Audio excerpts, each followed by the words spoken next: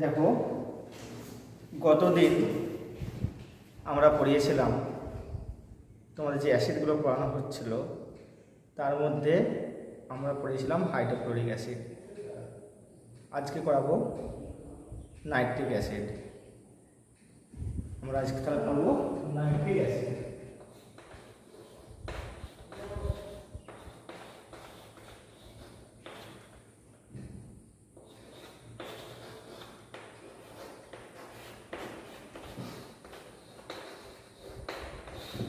HNO3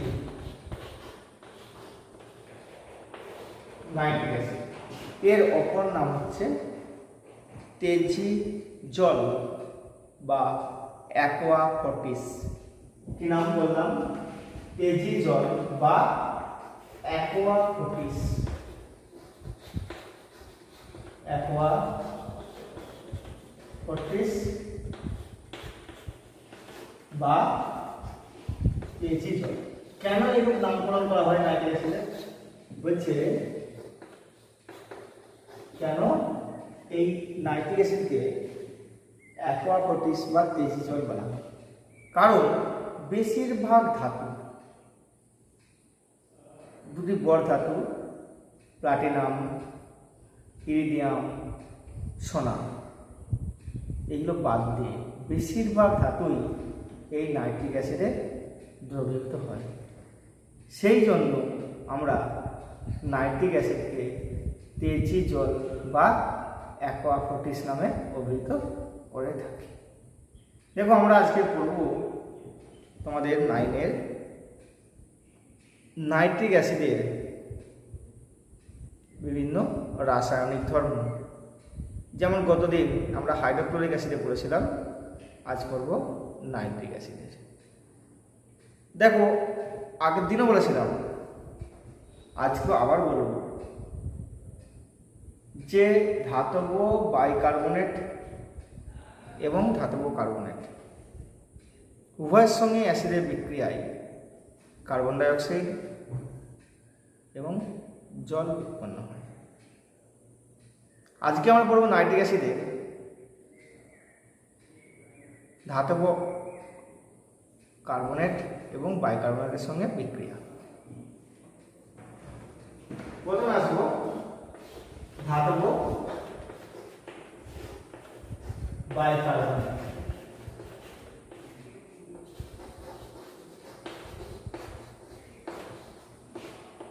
ও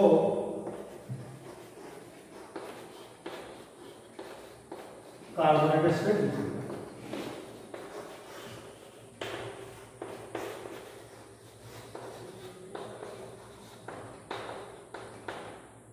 তাহলে কি দেখবো?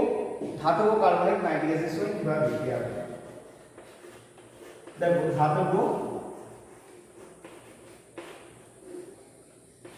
কার্বনেট তার সঙ্গে আমরা যোগ করবো HNO3।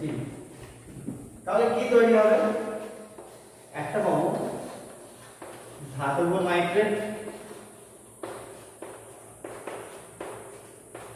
পাবো কার্বন ডাইঅক্সাইড আর জল। দেখো, আমরা ধাতব কার্বনেটের একটা উদাহরণ নেব। ধরলাম সোডিয়াম Na2CO2, তাহলে ধাতব কার্বনেট। এর সঙ্গে আমরা লিখবো নাইট্রিক অ্যাসিড HNO। তাহলে কি উৎপন্ন হবে দেখা যাক।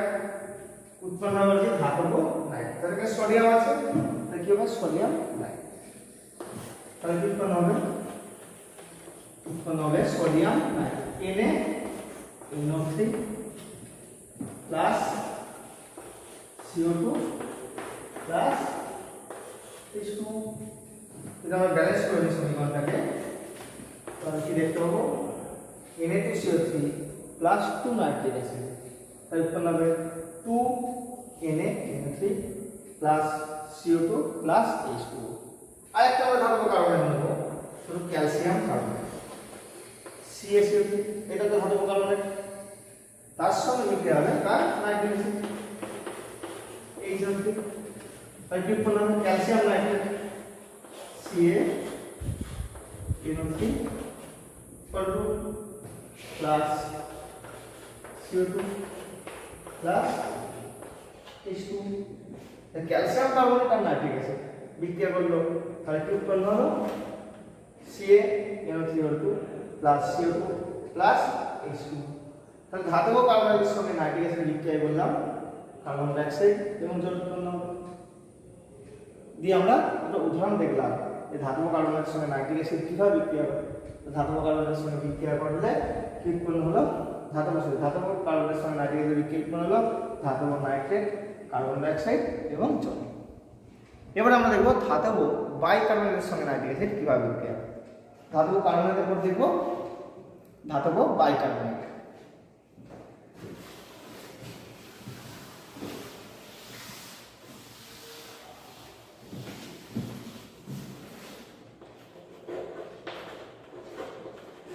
ধাতব বাইকার্বনেট একই বিক্রিয়া কি উৎপন্ন হবে ধাতব নাইট্রেট কার্বন ডাই অক্সাইড আর জল দেখো ধাতব দ্বারা বাইকার্বনেট লবণ নিই সোডিয়াম বাইকার্বনেট NaHCO3 তাহলে সোডিয়াম বাইকার্বনেট তার সঙ্গে বিক্রিয়া করা হবে নাইট্রেট H তাহলে কি উৎপন্ন হবে Na সোডিয়াম নাইট্রেট ধাতব নাইট্রেট হলো প্লাস CO2 প্লাস H2 আর একটা নেব calcium bicarbonate CaHCO3 plus 2 nitric acid তাহলে কি করলাম CaNO3 plus CO2 plus H2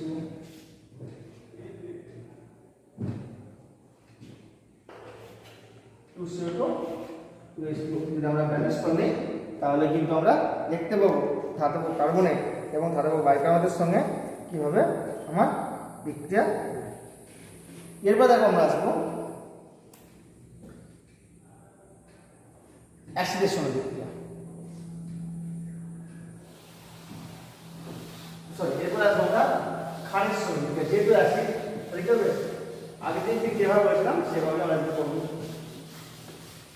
আগের দিন বলেছিলাম প্রথমে বাইকার্বনেট কার্বনের সঙ্গে বিক্রিয়া তারপরে বলেছিলাম অ্যাসিডের সঙ্গে বিক্রিয়া এবং বিভিন্ন ধাতুর সঙ্গে আমরা বিক্রিয়া সবই করতে হবে তাহলে এরপরে আমরা নাইট্রিক অ্যাসিডের পরিবর্তন করবো ক্ষারের সঙ্গে যেহেতু অ্যাসিড তাহলে ক্ষারের সঙ্গে বিক্রিয়া করবে ক্ষারের সঙ্গে বিক্রিয়া করে কি উৎপন্ন করবে লবণ এবং জল ক্ষারের সঙ্গে বিক্রিয়া করে আমরা একটা ক্ষার নিলাম Na plus nitric acid HNO তাহলে যেহেতু নাইট্রিক অ্যাসিড অ্যাসিড তাহলে সুতরাং কি করবে ক্ষারের সঙ্গে বিক্রিয়া করবে ক্ষারের সঙ্গে বিক্রিয়ার মাধ্যমে কি তৈরি করবে লবণ এবং জল তাহলে কি উৎপন্ন হবে এখানে Na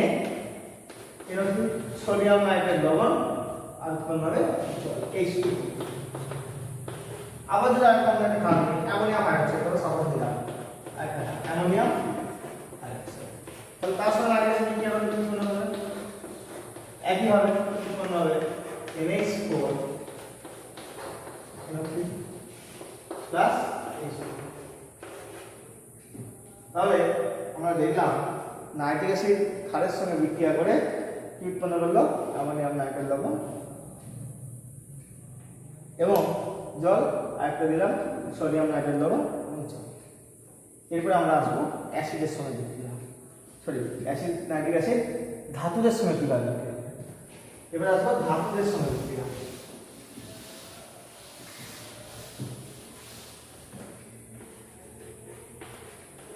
ধাতুর সঙ্গে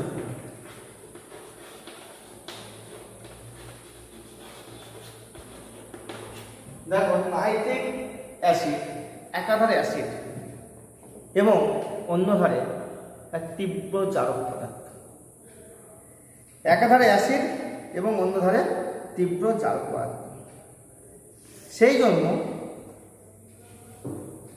নাইট্রিক অ্যাসিড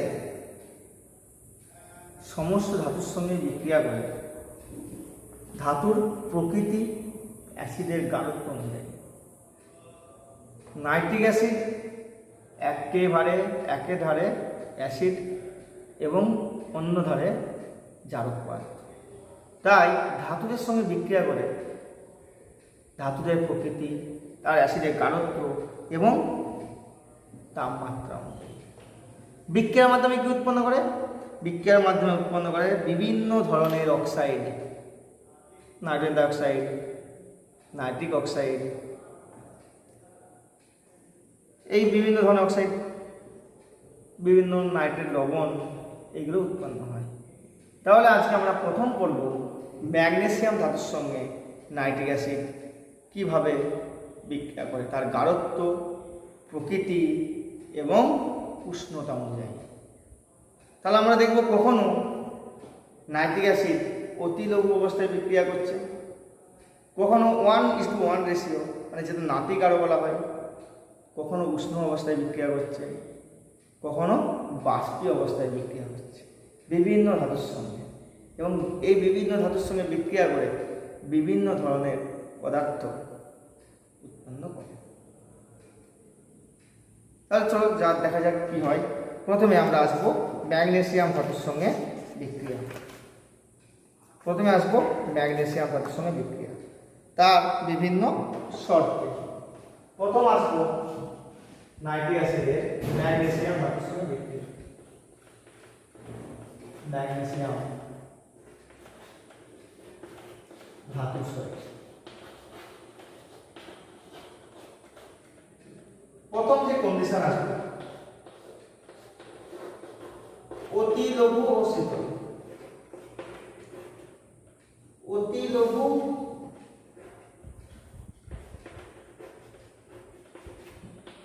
ও শীতল nitric acid.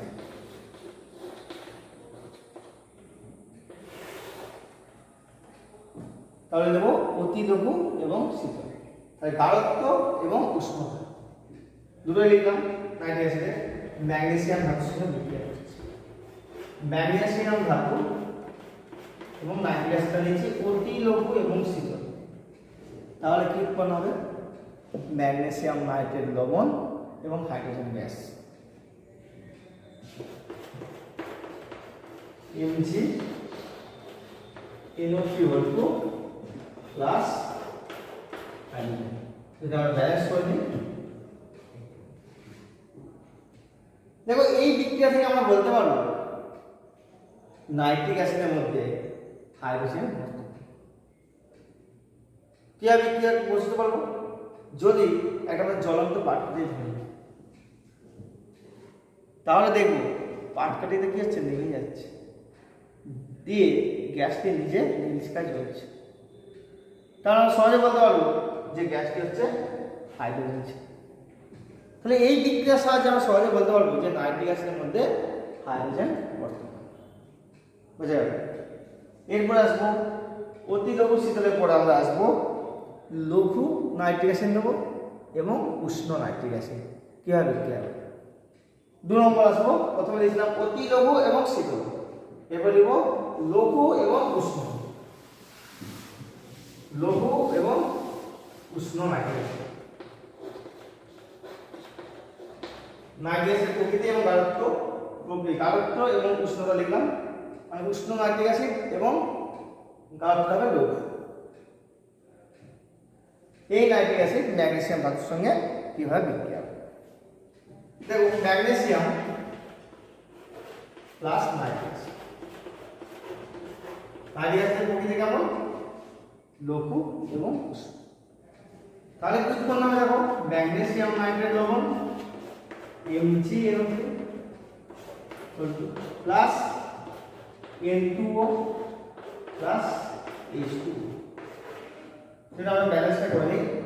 4 nitric acid, 4 magnesium plus 10 nitric acid সমান Mg প্লাস H2O।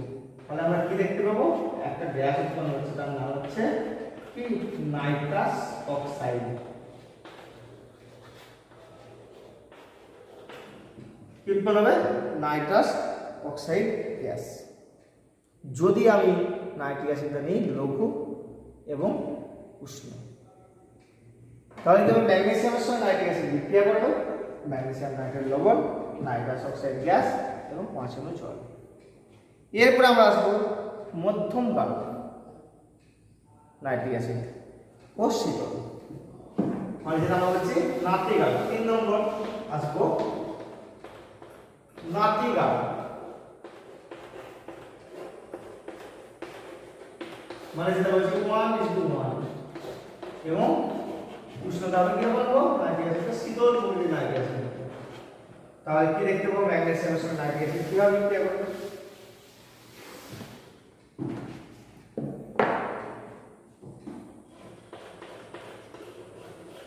ম্যাগনেসিয়াম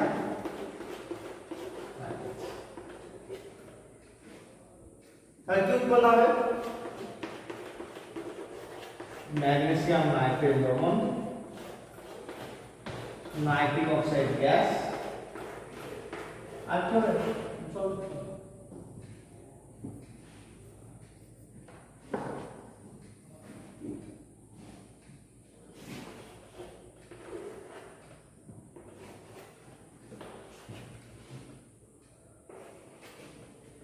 আর কি দেখতে পাবো এখানে আগের থেকে উৎপন্ন ছিল নাইট্রাস অক্সাইড, এক্ষেত্রে উৎপন্ন হলো কি নাইট্রিক অক্সাইড গ্যাস।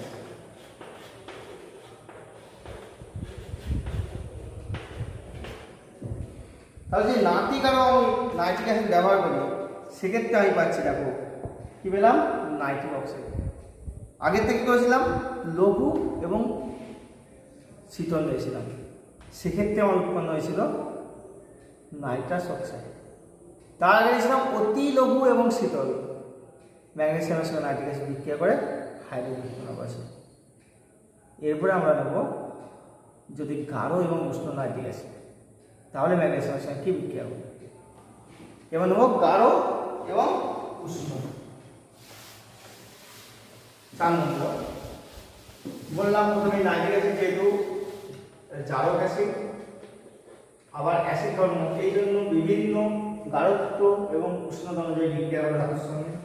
এই গাঢ় এবং উষ্ণ যদি আমরা নাইট্রিক অ্যাসিড নিই তাহলে কি হবে, ম্যাগনেসিয়ামের সঙ্গে নাইট্রিক অ্যাসিড বিক্রিয়া করে তাহলে কি উৎপন্ন হবে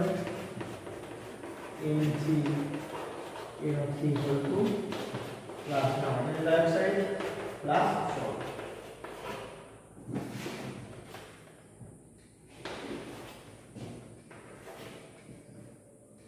তাহলে দেখো এক্ষেত্রে আমরা পাচ্ছি নাইট্রোজেন ডাইঅক্সাইড।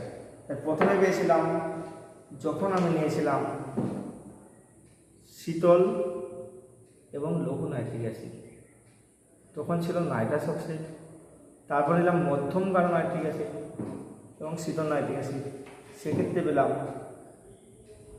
Nitric oxide.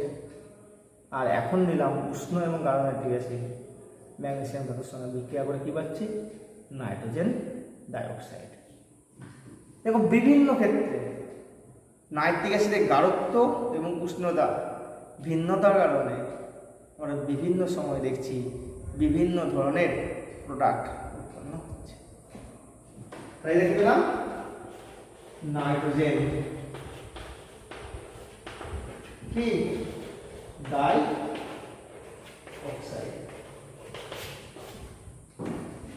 এরপরে আমরা আসবো তামা বা কপারের সঙ্গে নাইট্রিক অ্যাসিডের বিক্রিয়া, তাদের বিভিন্ন কি অনুযায়ী গাঢ়ত্ব এবং উষ্ণতা অনুযায়ী। প্রথমে লিখব অতি লঘু এবং শীতল, যেমন নিয়েছিলাম ঠিক সেরকম। এবারে সিও ধাতুর সঙ্গে 1 নম্বর নেব অতি লঘু ও শীতল। দেখো 4Cu প্লাস 10 নাইট্রিক অ্যাসিড বিক্রিয়া করে কি উৎপন্ন হলো copper nitrate plus nitric oxide nitrous oxide আর 2 নম্বর দেব নাতিকা, তারপর নেব নাতিকা, মানে 1:1।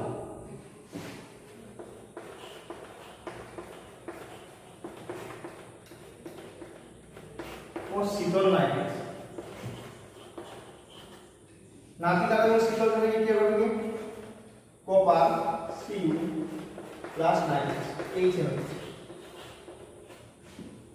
তাহলে কি উৎপন্ন করবে CuNO3 plus NO plus H2।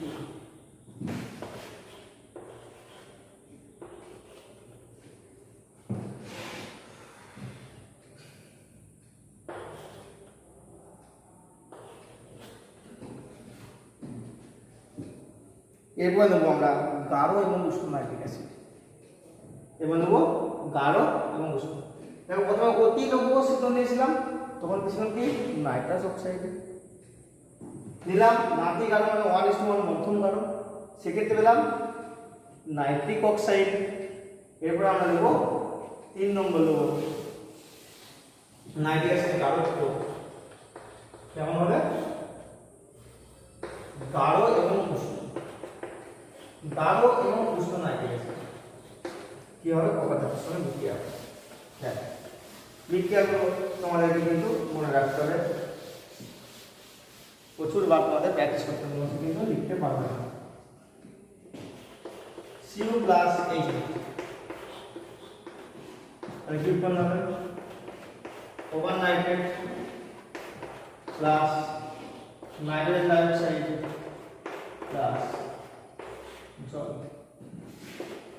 Nitric acid.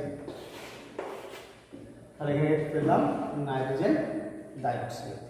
এবার 4 নম্বরে আসবে, যদি নাইট্রিক অ্যাসিডের বাষ্পীয় অবস্থা এবং কপার ধাতু যদি উত্তপ্ত কপারের উপর দিয়ে যদি নাইট্রিক অ্যাসিড আমরা বাষ্পীকরণ হয় তাহলে কি হবে দেখা যাক। 4 নম্বরে আসবে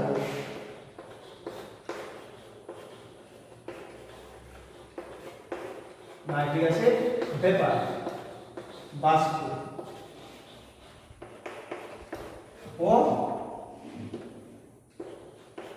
উত্তপ্ত কপার।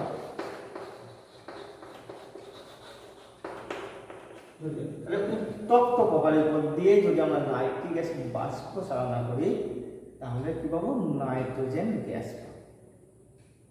দেখা যাক কি হয়। তাহলে 5Cu প্লাস 2H কি উৎপন্ন হবে 5CuO plus nitrogen plus H2O। তাহলে এই বিক্রিয়ার সাহায্যে আবার আমরা বলতে পারবো যে নাইট্রিক অ্যাসিডের মধ্যে নাইট্রোজেন।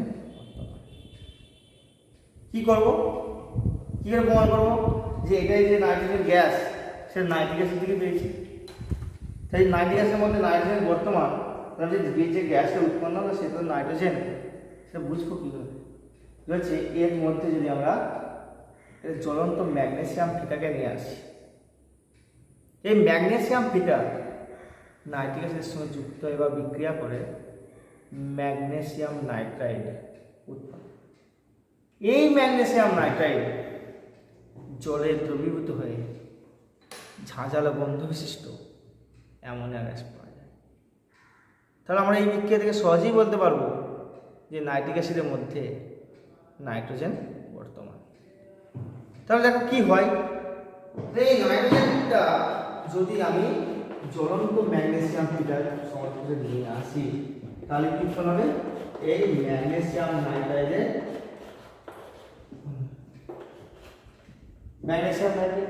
এই ম্যাগনেসিয়াম নাইট্রাইড জলে দ্রবীভূত হবে, কি হয় Mg3N2 প্লাস H2O উৎপন্ন হবে magnesium hydroxide MgOH 6 water plus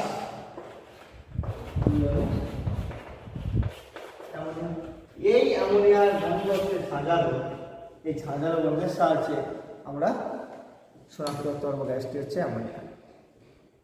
তাহলে এইভাবে আমরা বলতে পারবো যে নাইট্রিক অ্যাসিডের মধ্যে নাইট্রোজেন বর্তমান। তাহলে কি বলতে হবে?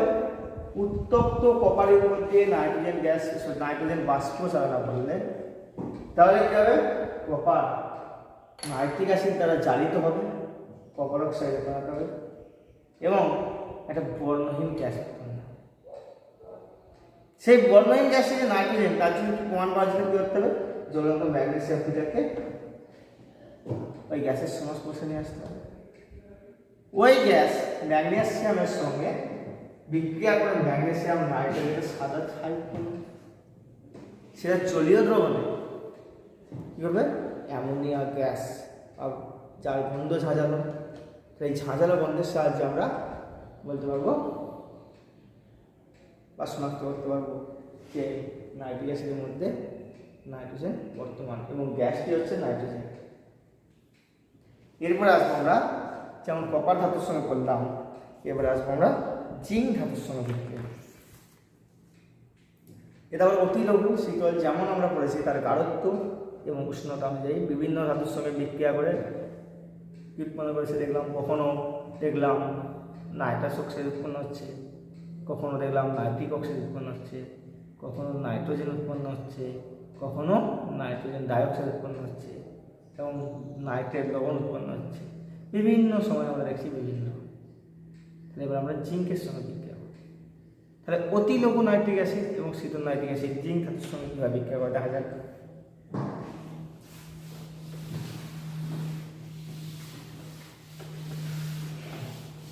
এবার আসবো জিঙ্ক ধাতুর সঙ্গে বিক্রিয়া।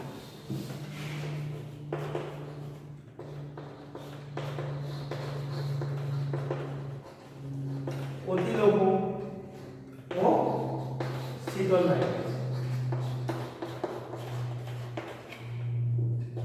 তাহলে Zn প্লাস N নাইট্রিক, তাহলে কি উৎপন্ন হচ্ছে?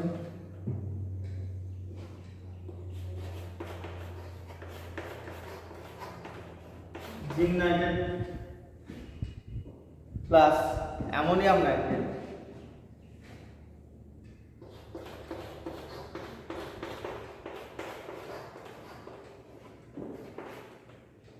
Plus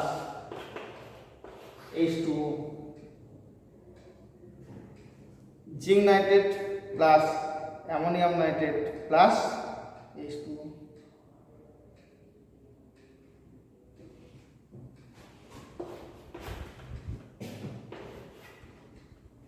four nitric acid, 4Zn plus 10 nitric acid উৎপন্ন হচ্ছে জিঙ্ক নাইট্রেট, অ্যামোনিয়াম নাইট্রেট এবং জল। যদি নাইট্রিক অ্যাসিডের কি হয়? অতি লঘু ও শীতল। এরপর আসবে লঘু শীতল। লঘু ও শীতল নাইট্রিক অ্যাসিড, তাহলে দেখেন zinc 4Zn plus 10 nitric acid, আর উৎপন্ন হচ্ছে 4ZnNO3 প্লাস N2O প্লাস জল। যদি নাইট্রিক অ্যাসিড কি হয়? লঘু ও শীতল। আগেরটা ছিল অতি লঘু ও শীতল, পার্থক্যটা বুঝতে হবে। এটা ছিল অতি লঘু ও শীতল, সেক্ষেত্রে আমার উৎপন্ন হয়েছিল অ্যামোনিয়াম নাইট্রেট। কিন্তু যখন লঘু এবং শীতল নাইট্রিক অ্যাসিড ব্যবহার করছি তখন কি উৎপন্ন হয়েছে? Nitrous oxide. এবার নেব আমি মধ্যম মান, মানে 1:1 নাতিক আলো যেটা বলছি।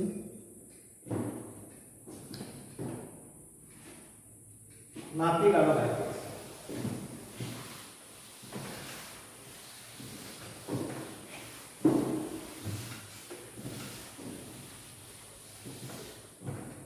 তিন নম্বর আসবো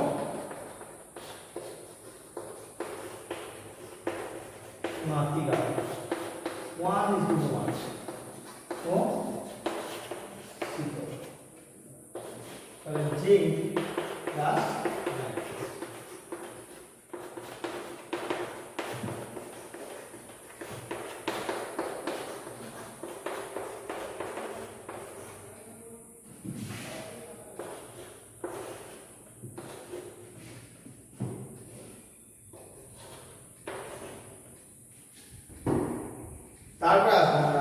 উষ্ণ ও শীতল।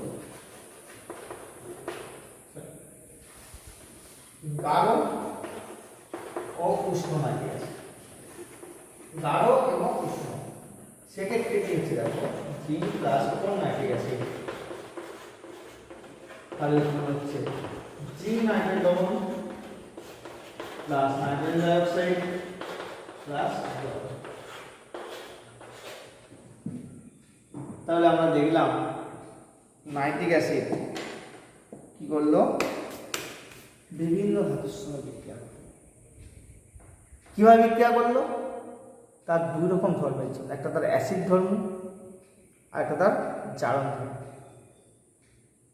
এই দুই রকম ধর্মের জন্য নাইট্রিক অ্যাসিড তার গাঢ়ত্ব এবং উষ্ণতা অনুযায়ী বিভিন্ন ধাতুর সঙ্গে বিক্রিয়া করে বিভিন্ন রকম প্রোডাক্ট উৎপন্ন।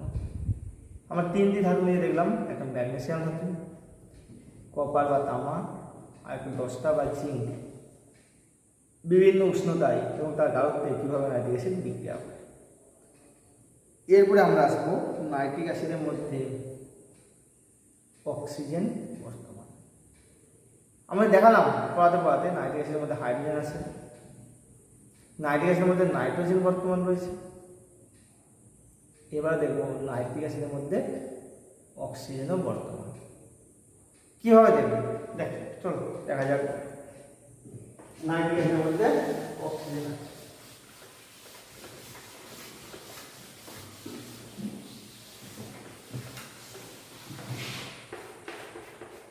এই জিরোটির মধ্যে অক্সিজেন বর্তমান। কি বলা যায়, উত্তপ্ত ঝামা পাথর, উত্তপ্ত ঝামা পাথরের উপর যদি আমরা ফোঁটা ফোঁটা করে গাঢ় নাইট্রিক অ্যাসিড ফেলি, নাইট্রিক অ্যাসিডটা কি হবে, বিয়োজিত হবে, ভেঙে যাবে, ভেঙে গিয়ে নাইট্রোজেন ডাইঅক্সাইড অক্সিজেন হয়ে যাবে। দেখো কি হয়, 4 নাইট্রিক অ্যাসিড ভেঙে যাবে, কি উৎপন্ন হবে, নাইট্রোজেন ডাইঅক্সাইড, জল আর অক্সিজেন।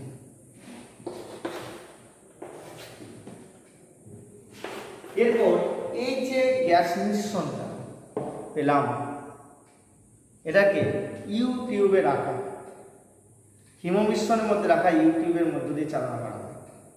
চালনা করলে যে গ্যাসটি বেরিয়ে আসে, সেই গ্যাসটির মুখে যদি আমরা জ্বলন্ত পাটকাঠি ধরি, দেখবো গ্যাসটি উজ্জ্বল শিখায় জ্বলছে।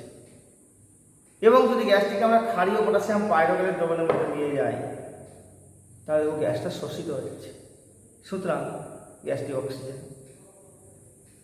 তাহলে এই বিক্রিয়ার সাথে আমরা বলতে পারবো নাইট্রিক অ্যাসিডের মধ্যে অক্সিজেন বর্তমান।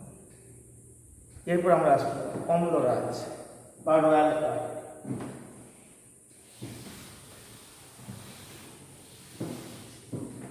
অম্লরাজ